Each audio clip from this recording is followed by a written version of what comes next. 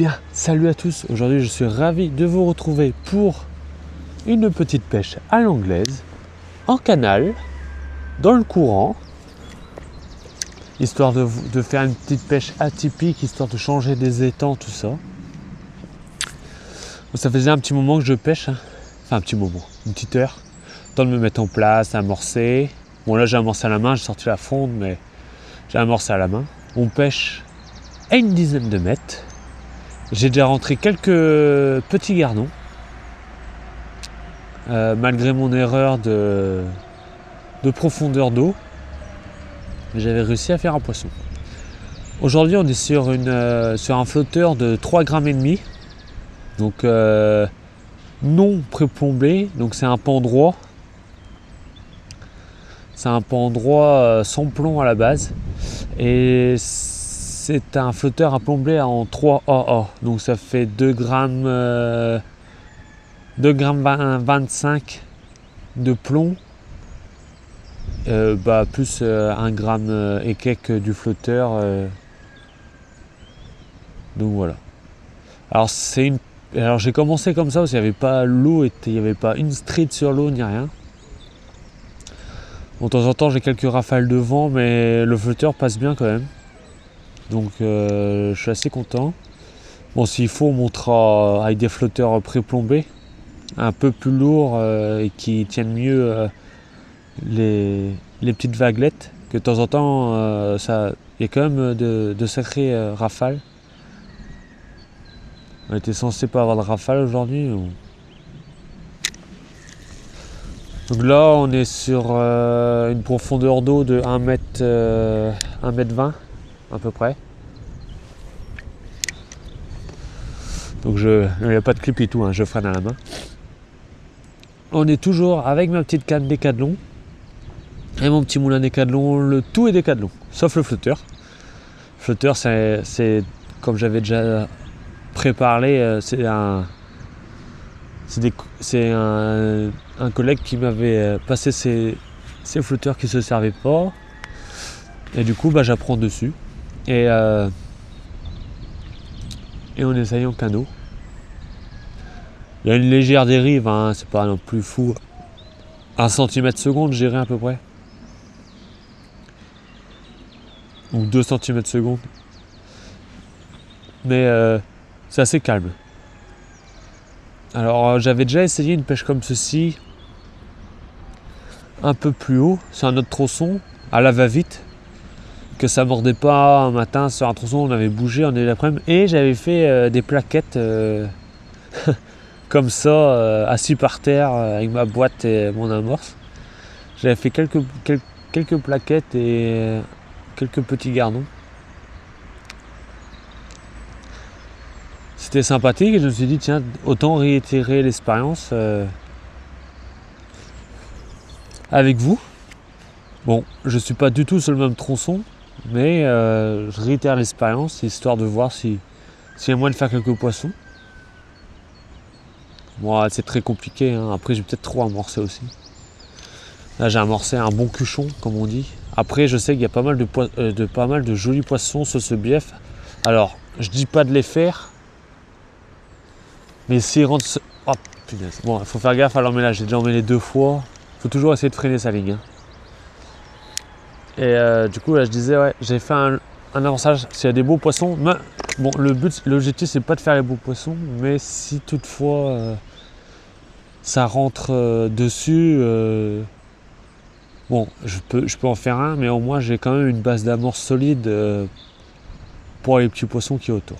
Bon, c'est possible que les beaux poissons soient déjà là et que j'arrive pas à les faire. Parce que comme c'est pas une pêche à arrêter, c'est une pêche qu'en passant et que je traîne de 5 cm à peu près. Le vent est assez changeant, normalement il y a des vents du... Alors ouest, sud, bon là j'ai l'impression que c'est un vent un peu du nord, ouais, parce que des fois il est vachement froid. Donc je sais pas si c'est un vent du nord, ça va pas aider.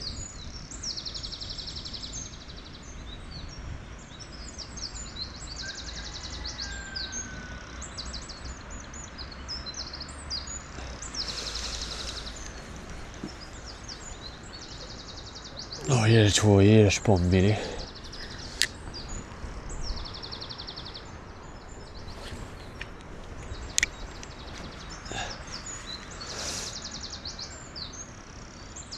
Ce qui est bien c'est avec l'anglais, c'est que j'ai un point d'amorçage précis et puis je tourne autour. C'est je passe dessus, je passe devant, je passe derrière.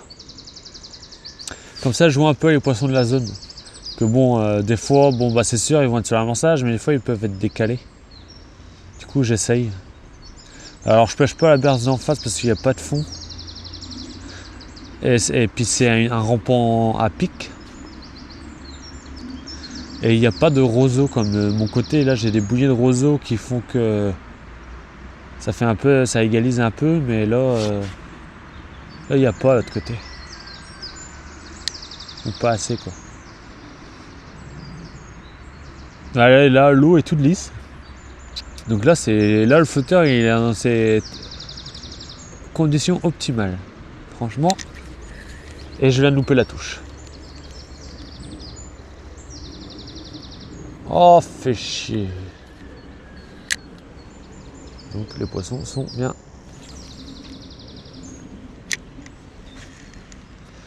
Les poissons sont en face. J'ai loupé la touche et en plus j'avais pick-up ouvert. Parce que donc j'arrive à m'abuter et après moi j'ouvre mon pick-up pour qu'il continue sa tracée et pas qu'il revienne comme ça vers moi quoi. Qu'il fasse pas un arc de cercle. Je laisse vraiment travailler mon flotteur. Alors normalement je lance plus loin et je ramène 1 ou 2 tours. Comme ça mon fil est bien noyé. Là je vois qu'il a du mal à couler. Après il n'y a pas de poids non plus. Et puis le flotteur est pas très grand.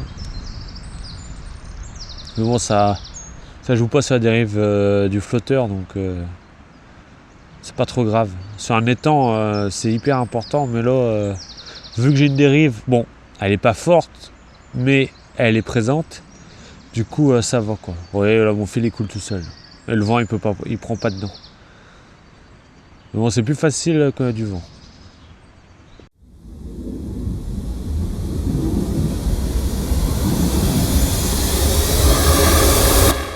Oh, hop, un petit gardon. Donc ça marche. Bon, certes, je fais peut-être que 3 poissons à l'heure. Mais au moins je m'amuse. J'arrive presque à la décrocher sans à... Regardez, hop. Là, je suis en hameçon de 20. Bon, là, j'ai un souci par contre à chaque poisson, là, c'est ce flotteur là.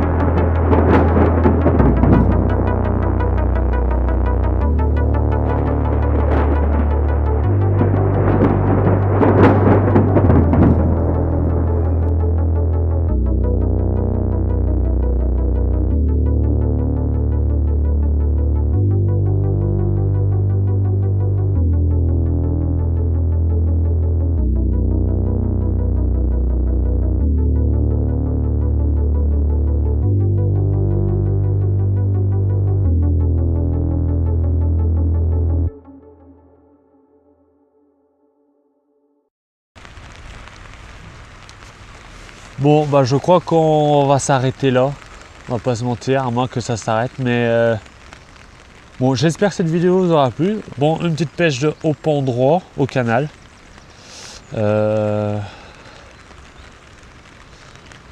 J'essaierai de vous en refaire une avec une météo qui dit la vérité, hein, parce que normalement il ne devait pas prévoir une goutte de pluie aujourd'hui. Donc n'hésitez pas à commenter, à liker, et puis moi je vous dis à une prochaine. Bonne pêche!